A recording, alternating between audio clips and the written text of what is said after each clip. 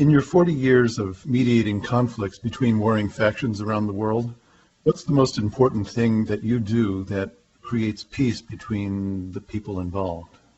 First, I never hear what they think.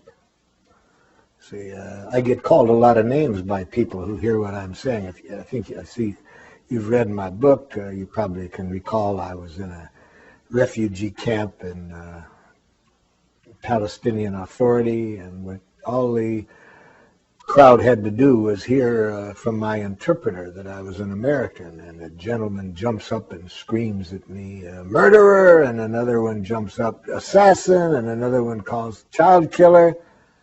Within an hour, the guy that called me a murderer invites me to a Ramadan dinner at his house.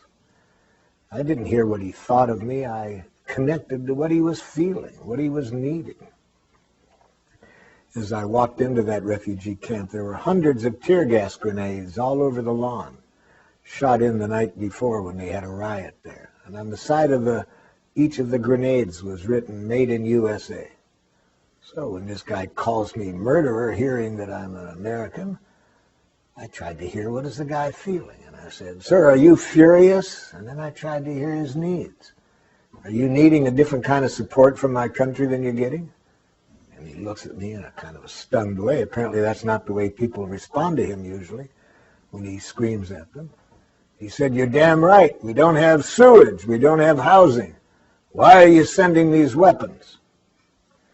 So I said, "Well, then that makes it clear why you'd be so aggravated. If you don't have these basics and you get these weapons sent over here, I can see that your needs are for some other kind of support." He said, "Do you know what it's like to live under these conditions for all these years?" I said, "So you'd like me to understand just how desperate it can be even for one day, let alone for many years." So I heard what was alive in the guy.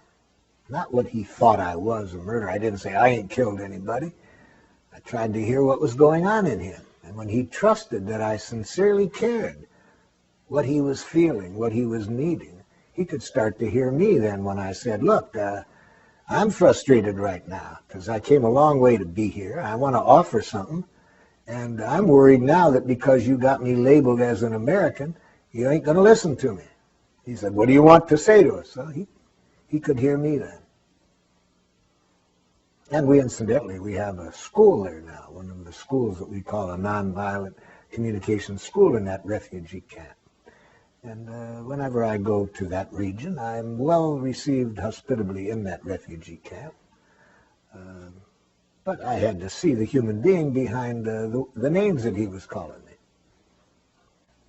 Being called a name is not the same as being violently attacked by terrorists. Do you feel that there is ever justification in using violence or aggression when responding to such an attack? Here, I would say no to violence or aggression, yes to the protective use of force.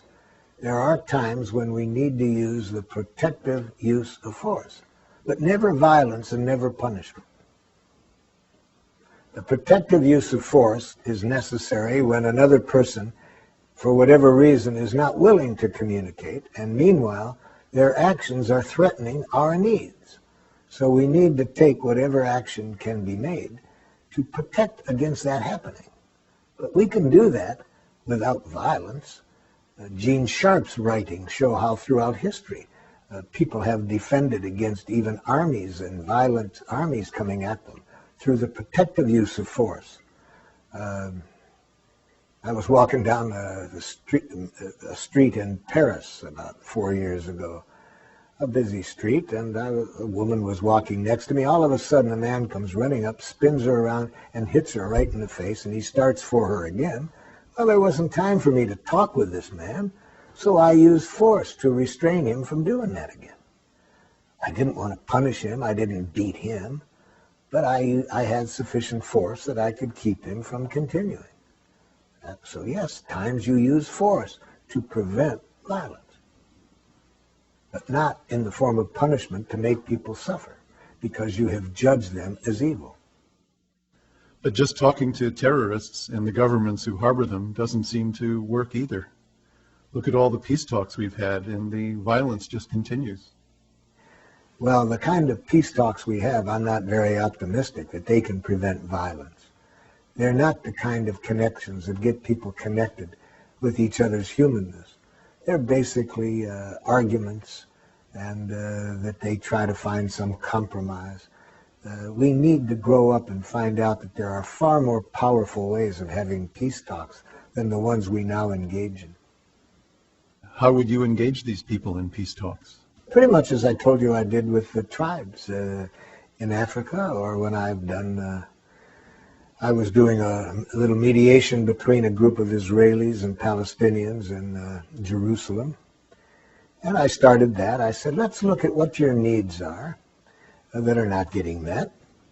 And a Mukhtar, who was a mayor of a village, he looked across at the Israelis and said in a nice tone, does it bother you people to be acting like Nazis? And then a woman jumps up, an Israeli woman jumps up and immediately says, I should have known better than to come to this meeting.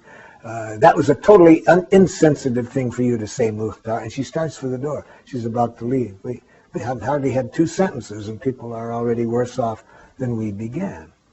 So my role there was to help each connect at the need level. So I said to the Mukhtar, and I knew what he was reacting to. He was reacting to a law that enabled the people to be put in prison for 6 months on suspicion. He was reacting to that.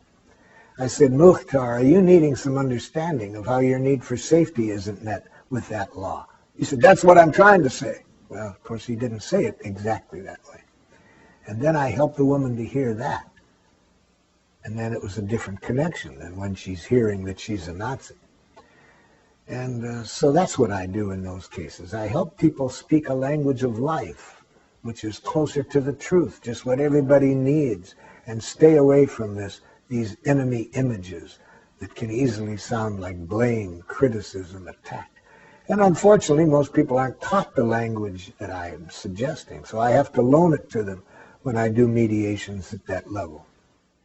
Considering the amount of violence in the news, what do you say to those who describe your ideas as naive or utopian? I see a different world than the people probably do on the television and in the news. For example, I see the violence. I work in the places with the violence. But what they don't see are the people that I work with who have a different worldview. They have a different consciousness. And these people are spreading their consciousness rapidly. So these people are what give me the hope that they're not hard to find in every country. For example, Father Chris Rajendran, a priest in Sri Lanka. He's doing incredible things there, using our training to get the both sides that have been at war to do reconciliation work. He has an orphanage of kids that have been orphaned by the war from both sides, and he's showing these kids now how to relate to each other in a different way.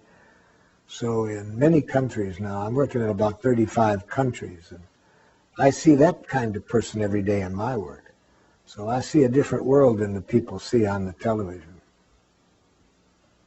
I'm not naive. I see the suffering. I was in a refugee camp not long ago in Sierra Leone, and I was working with a French physician was accompanying me on this trip, and when the director of the refugee camp heard that she was a doctor, he said, would you come with me? There's this child that's not very well. And I followed her over, and she was leaning over the child and the mother, and I said, Pascal, what's the matter?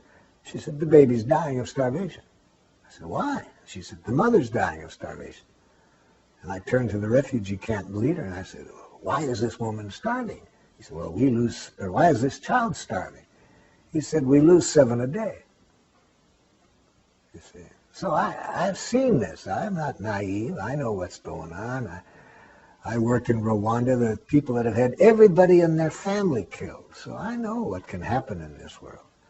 But I'm working with people all over the world that tells me it doesn't have to be that way. There's people who have survived all of that and never lost a consciousness that isn't what our nature is. There's nothing we human beings like more than to contribute to one another's well.